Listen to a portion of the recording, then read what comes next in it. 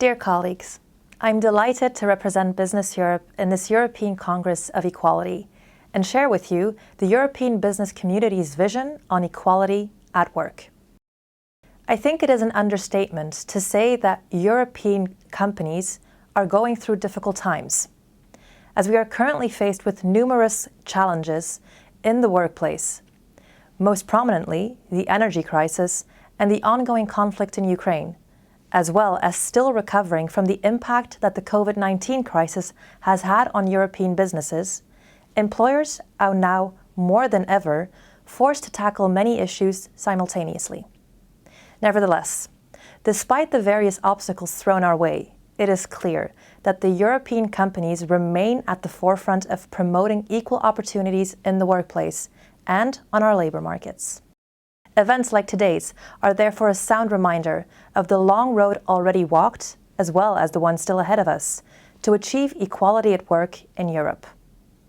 This is underscored by the fact that never before equal opportunities at work has been so high on the agenda of the European Commission.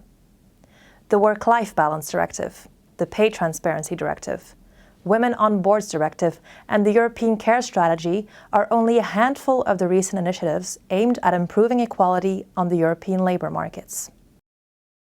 Whilst Business Europe supports the main objectives of these initiatives, we regret that certain regulations strongly miss the chance to send the right messages on how to effectively improve equal opportunities on the European labour markets, and in particular, in relation to gender equality.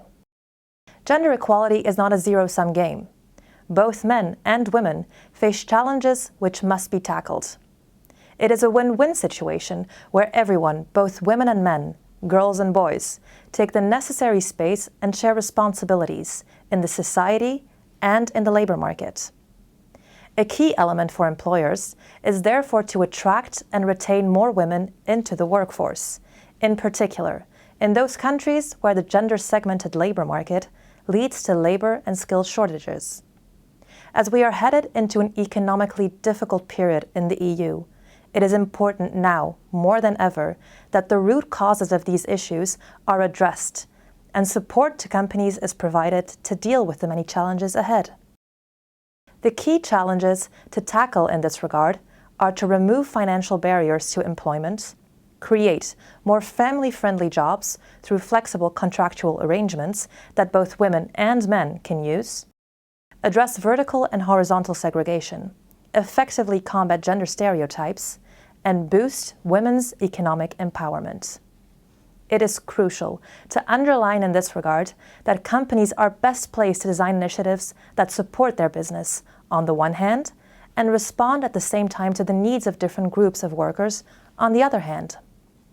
Nevertheless, we find that in most European initiatives, this focus on the role of companies and social partners is oftentimes underplayed or even completely neglected.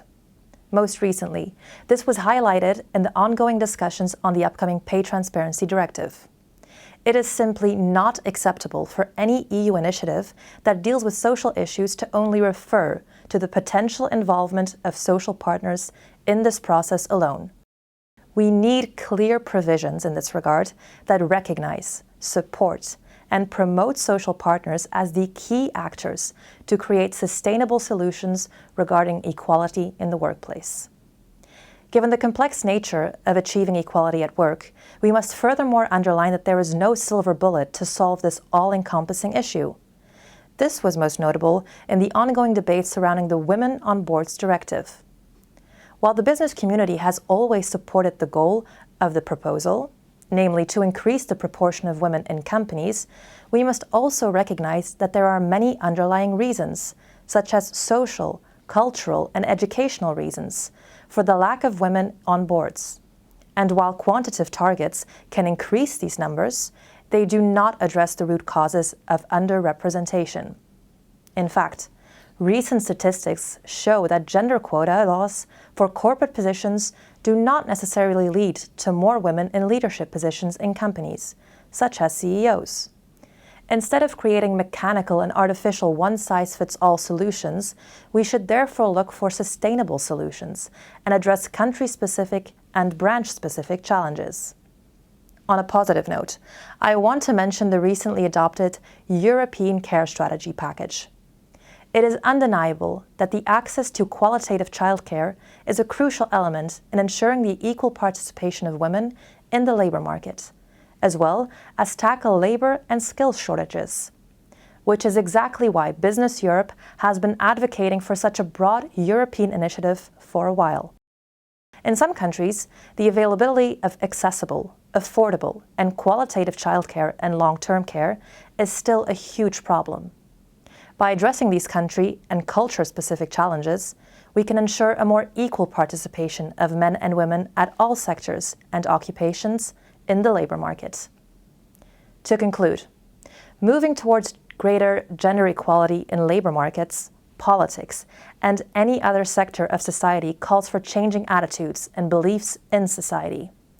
Policymakers and social partners should therefore work together to ensure that education systems promote gender equality, to raise public awareness regarding the impact of gender stereotypes, and to promote a positive narrative in which men and women can both grasp economic opportunities.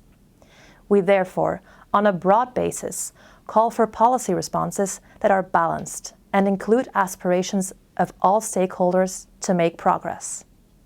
I thank you for your time and wish you an excellent Congress.